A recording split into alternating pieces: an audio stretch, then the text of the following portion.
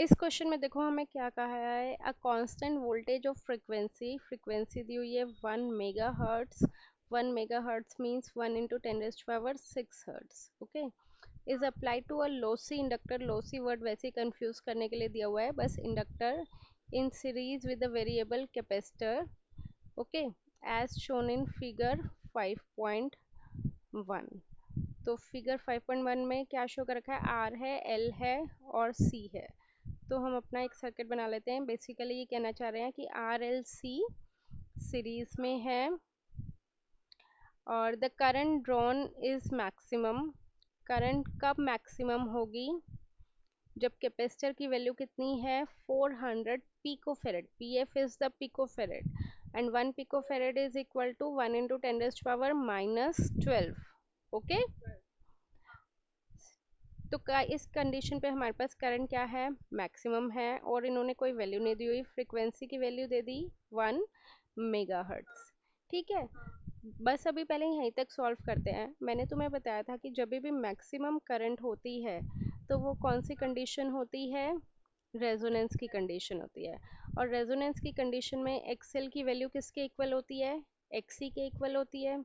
XC का क्या formula होता है, 1/2 पाई FR C, और एक्सएल का क्या फॉर्मूला होता है, 1/2 पाई FRL, राइट।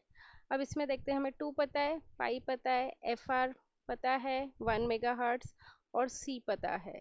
C कितना दिया हुआ है यहाँ पे, that is 400 picofarad, okay. Frequency इन्होंने दिया हुआ है 1 megahertz, that is given in the question. तो अब इसमें भी हमें F2 पता है, पाई पता है, FR पता है।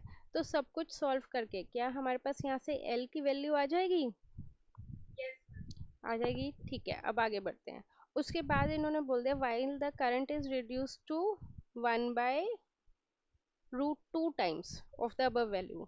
अब हमारे पास, हमें नहीं पता करंट कितनी थी, बट हमें अब ये पता है कि जो न्यू करंट आई है वो हमारी कितनी हो गई, पहले वाली करंट से। पहले वाली करंट कितनी थी, आई मैक्स डिवाइडेड बाय √2, ठीक है। यही बोला हुआ है इन्होंने कि न्यू करंट जो आई है वो मैक्स से, पहले वाली करंट से √2 टाइम्स हो गई, और पहले वाली करंट हमारी मैक्सिमम करंट थी।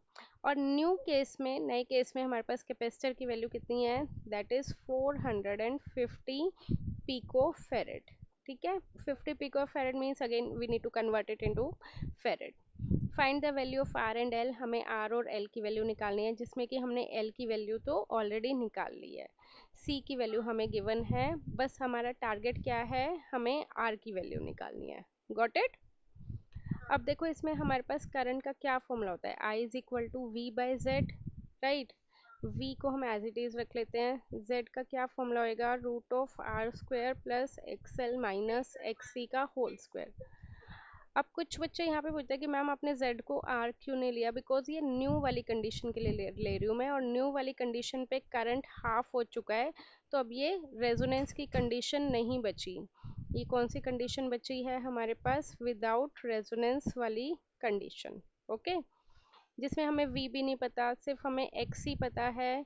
न्यू वाले केस में हमारे पास XC कितना होगा, that is 450 pico farad, correct. अब I का क्या फॉर्मूला होता है, V/R, राइट। अब यहाँ पे I क्या है हमारे पास, I मैक्सिमम है। तो आई मैक्सिमम अभी जैसे मैंने बताया, तो आई न्यू कितना हो जाएगा, सॉरी अभी हम फिलहाल के लिए यहाँ पे लिख लेते हैं जो मैंने बताया कि ये न्यू कंडीशन के लिए ले रहे हैं हम, तो करंट भी कितना हो जाएगा, आई न्यू हो जाएगा, ठीक है। अब आई न्यू मैंने बताया कि आई न्यू कितना है, that is I max by √2, लिख लें यहाँ पे, I new is equal to I max divided by √2, clear, ठीक है। अब हमें पता है कि मैक्सिमम करंट के केस में आई मैक्स का क्या फॉर्मूला होता है, दैट इज V/R। V क्या है, वोल्टेज, R क्या है, रेजिस्टेंस। अब यहाँ पे मैक्सिमम करंट है, तो इसलिए हम I is equal to V/Z नहीं लेंगे, V/R लेंगे, राइट। तो आई मैक्स की यहाँ पे वैल्यू पुट कर लेते हैं, V/R एज इट इज, √2 तो हमने छेड़ा ही नहीं है, बस आई मैक्स को हमने क्या पुट कर दिया, मैक्सिमम है तो रेजोनेंस की कंडीशन है, तो ये V/R हो जाएगा। सिमिलरली यहाँ पे ये एज इट इज लिख लेते हैं, √R² प्लस एक्सएल की वैल्यू हम एल की वैल्यू हमने यहाँ से निकाली थी ना। अगर एल की वैल्यू आती है तो हमारे पास एक्सएल की भी वैल्यू आ जाती है, या डायरेक्ट यहाँ से एक्सएल की वैल्यू निकाल लो, करेक्ट। तो अब हमारे पास एक्सएल भी है और एक्ससी हमारे पास इस वाले पिकोफैरेड से आ जाएगा। अब देखो ऐसा हमने क्यों करा, क्योंकि हमारे पास वोल्टेज हमें नहीं पता और ना ही दिया हुआ है, ना ही हमें निकालने का फ़ायदा है क्योंकि पूछा नहीं हुआ है। तो आई मैक्स को मैंने वी बाई आर के टर्म्स में इसलिए कर दिया ताकि वी से वी क्या हो जाए, कैंसिल आउट हो जाए।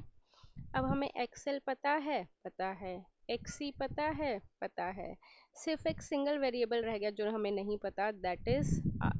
तो यहाँ से हमारे पास किसकी वैल्यू आ जाएगी, आर की वैल्यू आ जाएगी। अब उसके बाद इन्होंने क्या बोला हुआ है, calculate the quality factor. Quality factor का फॉर्मूला क्या होता है हमारे पास, दैट इज 1/r√L/C। तीनों वैल्यूज आ गई तो हमारे पास क्वालिटी फैक्टर भी आ जाएगा। नेक्स्ट इन्होंने पूछा हुआ है बैंडविड्थ। बैंडविड्थ का क्या रिलेशन होता है, quality factor is equal to resonant frequency by bandwidth. तो ये रेजोनेंट फ्रीक्वेंसी भी पता है हमें 1 मेगाहर्ट्ज और क्वालिटी फैक्टर भी पता है, तो यहाँ से हमारे पास बैंडविड्थ आ जाएगी। ओके, ये क्वेश्चन इम्पॉर्टेंट है रेजोनेंस के केस में।